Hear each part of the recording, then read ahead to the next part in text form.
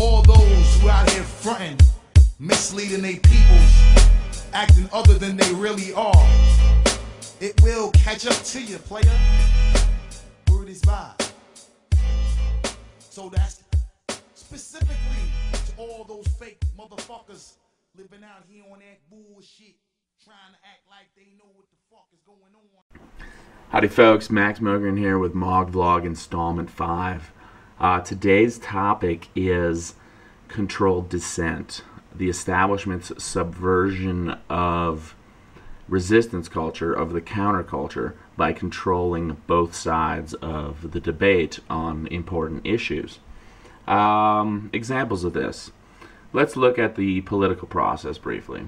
Right? In the most recent presidential election, we had debates between Obama and Romney. The other candidates were excluded. Jill Stein, the Green Party environmentalist candidate for the presidency, was arrested while trying to get into the building where one of the Obama-Romney debates were held, right? And all the media coverage made it out like a two-horse race. Obama, Romney, Coke, Pepsi, while all the other candidates were excluded. That's controlled dissent. The opinions that would be expressed in debates by folks like Jill Stein, Ron Paul, Gary Johnson, the Constitutionalists, all of these viewpoints were threatening to the status quo. So we got a two-horse race, controlled dissent. Mainstream media, same thing. There are so many voices missing from the dialogue on TV or in the newspaper. There's so many taboo topics that are never touched. Like, how often do you hear a true anti-war stance in the paper? How often do you hear a true environmentalist stance that really gets down to brass tacks? It's rare, right? Another popular culture. Look at the music industry. Controlled dissent. Music is a very powerful force for social change, a very powerful tool for educating people. And the modern popular music controlled by corporations is dog shit. There's a lot of good music out there, but you won't hear it on Clear Channel radio. You won't see it on MTV. You won't read about it in the newspaper. And odds are you won't see him playing some late night talk show. The people who really have a strong message, their voices are silenced if those messages threaten the status quo. And today, talking environmentalism, specifically climate change, and controlled dissent within the climate debate. I'm going to pick on the organization Protect Our Winters a little bit. Let me just say right from the get-go that I have no beef with any of the athletes who are there. I have no beef with the founder, Jeremy Jones. I think he's a great guy and a great snowboarder. But I think that Protect Our Winters is doing more harm than good by addressing the environmental issue and failing to address all of the factors at play in causing climate change, or all of the proposed solutions, and especially the not proposed solutions. There are things that could save us, that could save the planet, but we never read about them. We never hear about them on TV. You never hear politicians talking about suppressed energy technologies. You never hear politicians talking about a radical restructuring of the global economy, of the financial and monetary system. And the most widely publicized and well-funded environmental organizations never touch on these topics either. If they did, they wouldn't be in the media. Because like politics, like popular culture, in environmentalism, the notion of controlled dissent is very much present in the world today. And the Protect Our Winters folks, whether they know it or not, whether they're intentionally misleading or just uneducated on the issues, doesn't really matter. Not pointing fingers, not blaming people, but I want to educate them so they know the entire climate issue inside and out. Now, Protect Our Winters basically regurgitates the mainstream media perspective. You know, we got Coke and Pepsi in climate issues. There's one group, call them the conservative group, that believes, oh, the climate may be changing, but it's certainly not humans' fault, right? And then the other side is the kind of the Protect Our Winters, the Patagonia, the North Face, the Greenpeace, the Sierra Club stance that the climate's changing, humans are causing it, and CO2 is the primary culprit. So all of our efforts to mitigate climate change must focus on CO2, right? Well, that's a good, you know, there's truth to that, but it's not 100% true. There are other factors at play. And, you know, I printed out the entire Protect Our Winters website. It's not very much information there, really. And it's funny, right here it says, number 2, what you can do. Educate yourself. Start here. NASA. So I've researched on NASA, and one thing that I found is that cloud cover, the way water behaves in the atmosphere, is one of the biggest moderators and controllers of our climate, right? And according to NASA, according to the scientific consensus, clouds have a huge impact on the climate. Where clouds form, whether they're down low and thick and watery, or up high and thin and hazy, like the cirrus clouds we see so much of lately. And according to NASA as well, you know, I'll put links to all this below the video, airplane traffic has a huge impact on cloud formation of these high, thin cirrus clouds, right? That's not a conspiracy theory, that's just direct observation.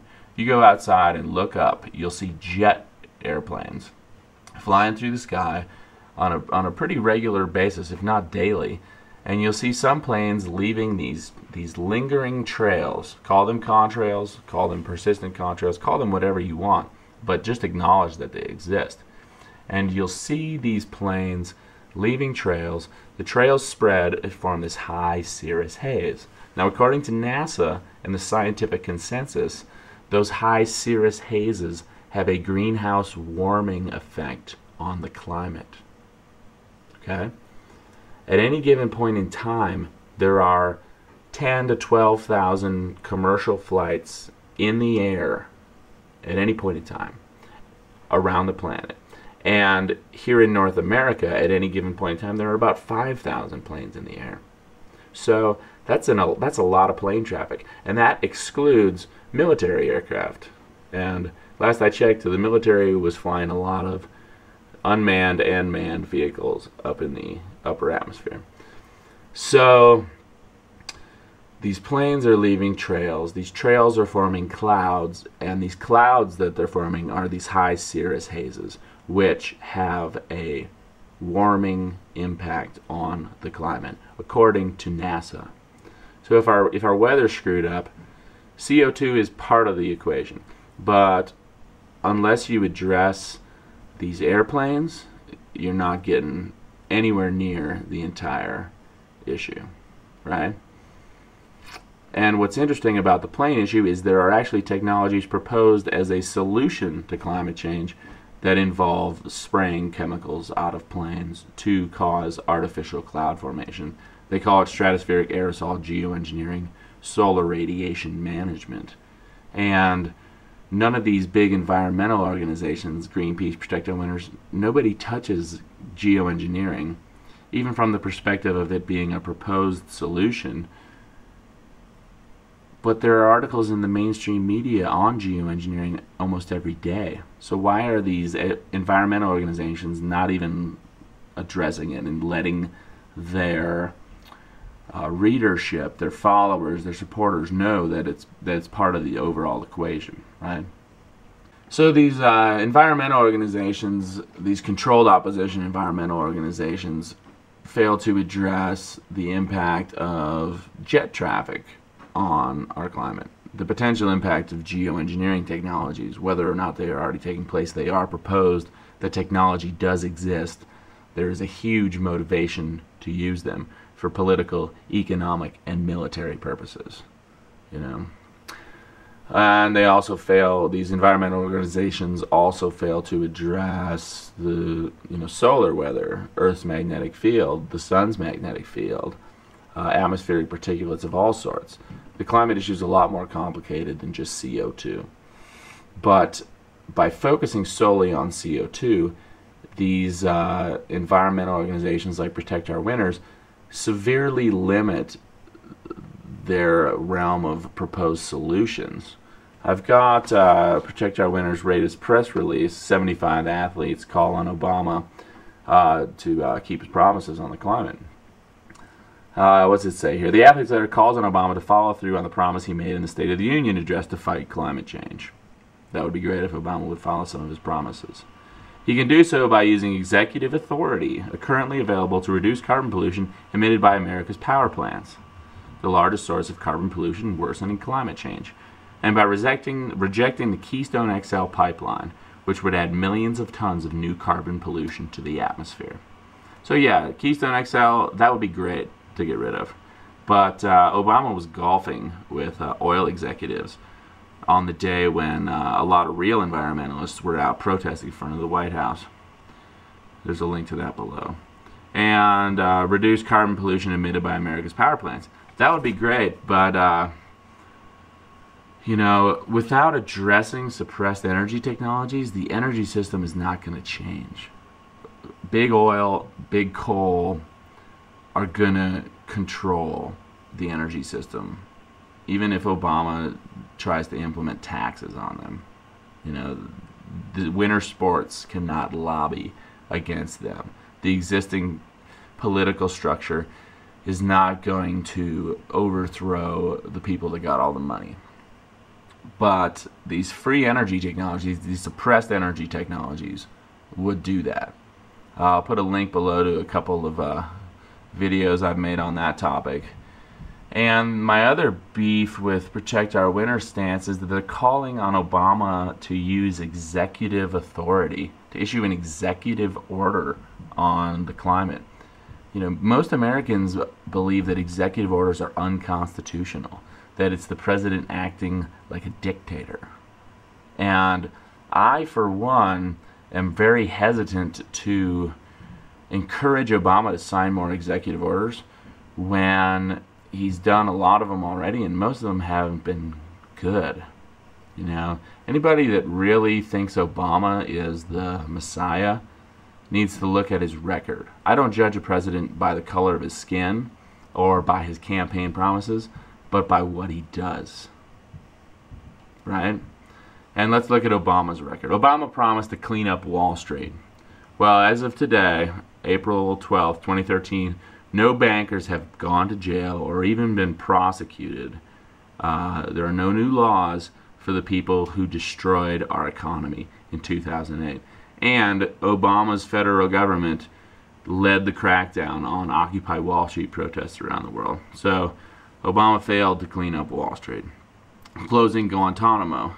Direct quote from Obama, 2007. As president, I will close Guantanamo, reject the Military Commissions Act, and adhere to the Geneva Conventions. Our Constitution and our Uniform Code of Military Justice provide a framework for dealing with terrorists. Okay? Obama hasn't closed Guantanamo.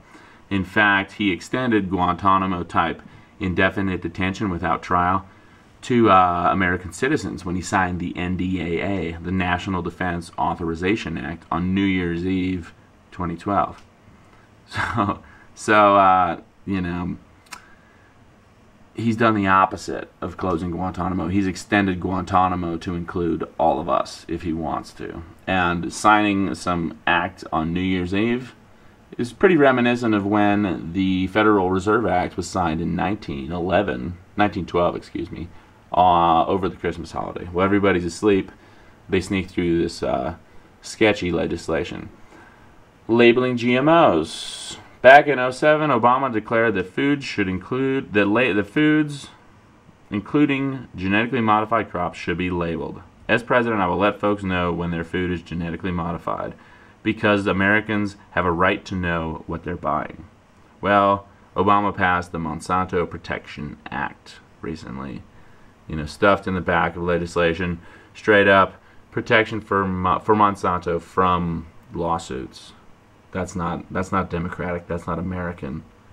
And he's done nothing to get GMOs labeled. Ending the wars. The war in Afghanistan is still going strong. The war in Iraq has been totally privatized. That huge embassy base there is staffed by private mercenaries. It's funded by the U.S. government. And then, obviously, NATO invaded Libya. America's now overtly supporting the revolutionaries, which are actually mercenaries, in Syria. And Obama has issued lots and lots of drone strikes throughout the Middle East and Africa. So he hasn't ended the wars. In fact, he's authorized the use of drones on American soil. Climate action. Obama's done nothing for climate.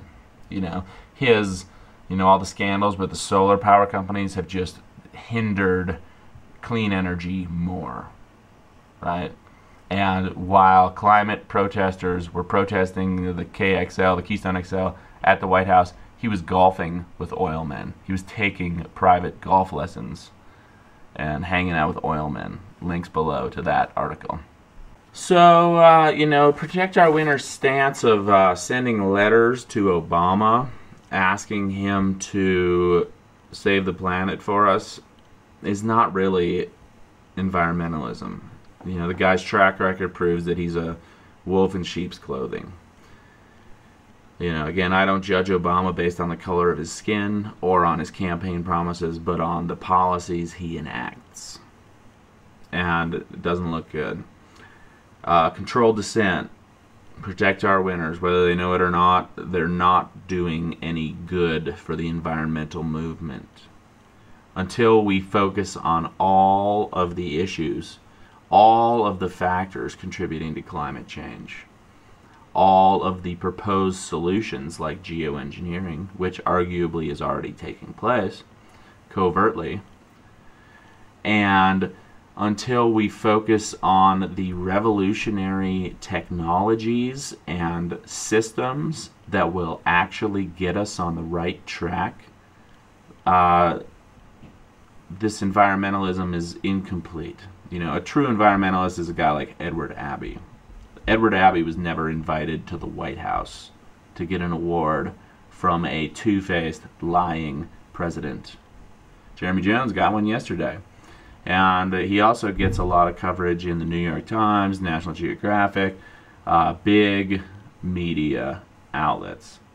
So I think people should approach Protect Our Winners from a skeptical standpoint and ask them why they do not address the impact of jet contrails on climate, the impact of atmospheric particulates and water vapor on climate, the impact of space weather, Earth's magnetic field, Sun's magnetic field, and a whole host of other factors on climate, and why they focus solely on carbon emissions, and their proposed solutions are right in line with the Obama administration's proposed solutions, which are, what, carbon taxes?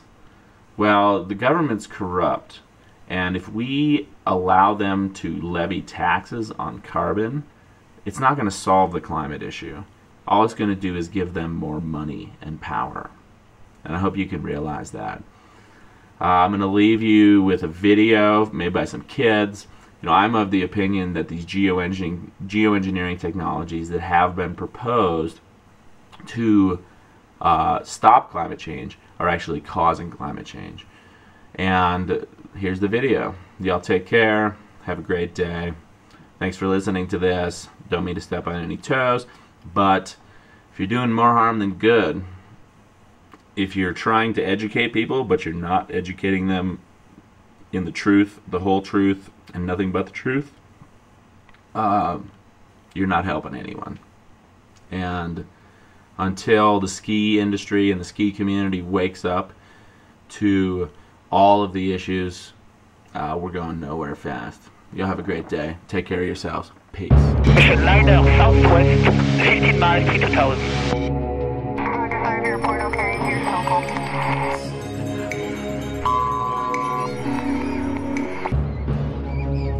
Hotline Block 3 for Roma 36000 approved.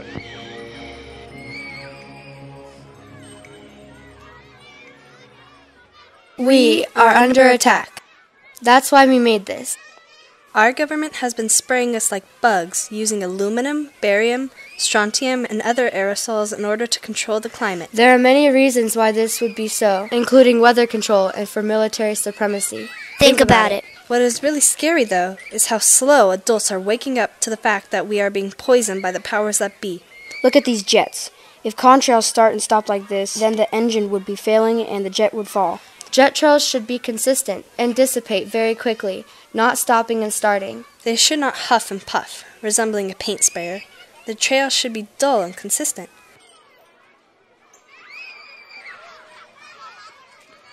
Satellite and radar should not contain plain trails in ridiculous places, making patterns that turn to cloud cover. We are not exaggerating when we say that life itself depends on adults doing some basic, easy research about aerosol geoengineering. And joining forces with the growing movement to protect our planet from decision makers that have left you and I out of the conversation. So here's how you do the research. For starters, observe the skies above you. I think we can all agree that we can hear jets when they fly over. So why is it that on some days there are lines all over the sky and jet sounds, and other days there are no lines and no jet sounds? Why is it that during a storm we can hear the jets non-stop, completely opposite the sounds of a clear day? Commercial jet traffic should be nearly the same day to day. These are the things that are easy to keep track of, making you a researcher. The other thing is to pick out a jet leaving a trail in the sky and observe the trail over the next 4 or 5 hours. And observe the expansion and how the trail interacts with other trails. 25 years ago, a person would have to argue that there would be no trails after 4 or 5 hours, but watch and observe. A second area to research is on line satellite and radar to the west of you, even out over the ocean. Observe how jet trails in those images spread out like haze by the time those trails are overhead. Notice how the sky turns from blue to dull, gray, or even silver. What happened to our blue skies? This is easy to observe, but it does take a commitment to learning the truth. You can compare sky color, sounds, and jet trail activity day to day to see what should be consistent. Scheduled jet traffic and routes is not what is happening. The third area of research is patents. There are over 100 geoengineering patents, many of which disperse aerosol from jets. These patents exactly describe the expanding and lingering jet trails that we see in this video. These patents exactly describe the metals everyday people, concerned citizens, are finding in rainwater tests. All of these patents can be found online in multiple places. Next research is to test your rainwater. It's easy, inexpensive, and instructions are online. What we are saying isn't crazy. Scientists say they want to build reflective clouds in exactly this way, a process known as geoengineering, specifically stratospheric aerosol geoengineering. Arctic scientists monitoring ice melt and methane have declared a planetary emergency. They are saying an intense full-scale stratospheric aerosol geoengineering campaign is needed immediately to avert a total sea ice melt that could occur as early as summer 2013. They say that the world must do this immediately. The point is that it is already being done, and look what that is doing to our weather. Soil pH, ocean pH, rainwater, and the unexplained rise in all aluminum-related and suspected-related diseases. The rainwater tests prove there are dangerous amounts of metals in each breath we take. This is not rocket science. So far, man's intellectual control of our planet has fueled what scientists are calling the sixth great extinction. With species being lost 10,000 times faster than ever seen in the past, including meteor events. What we see in our skies is that thinking. Can we afford our leaders and those who control them to be insane? Who has the right to make us a part of their experiment? We are under